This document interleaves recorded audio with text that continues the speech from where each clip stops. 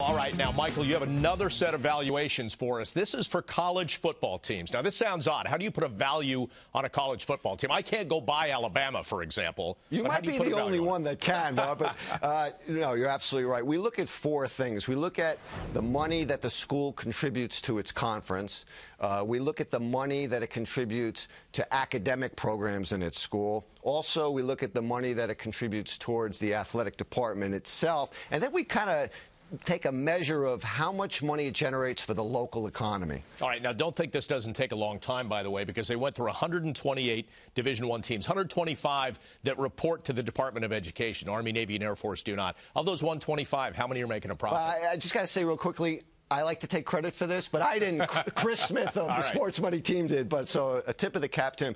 But of that, 2/3 made money and 1/3 didn't make money. All right, so let's talk about the top 5 teams specifically. And we're going to start at the bottom spot in number 5. It's the LSU Tigers. Why did they reach their value? They're a great example, Bob. Over $7 million that football team gave from its profits to academic programs at the university. All right, meantime, number 4 is Alabama. Obviously, the tie to the SEC has to mean something, right? Oh, yeah, huge TV money. And Alabama, you know, every year it seems like they're in a big bowl, in it again this year. And it's largely because of the amount of money that the school contributes to the SEC conference that sets them apart from some of the other SEC schools. And again, a perennial powerhouse, so seems always in the top 5 or top 3. Meantime, what about Michigan at number 3? Yeah, Michigan also had the advantage, Bob. You know, they always sell out that big house, but they had the advantage.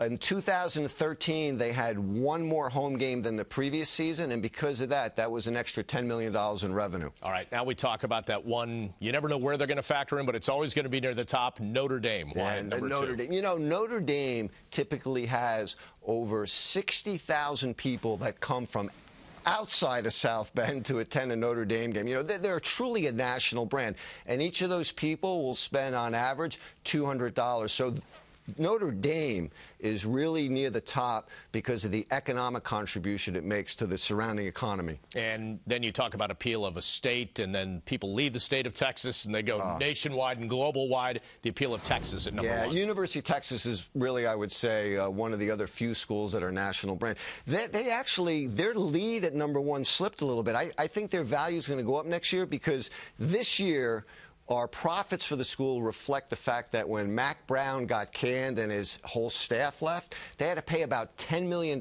for that. So that dropped their operating profits. So, you know, kudos to them for staying on top despite those expenses. Now, people who watch the show all the time are going to say, you know, Bob always asks this question, but I have to ask it. How much do TV deals factor into the valuation of these schools? Very, very much, Bob. Outside of Notre Dame, whose football program is not part of the ACC, but they still have their own $20 million a year deal with NBC, all these schools are from the conferences that get top TV money, so it really helps their bottom line.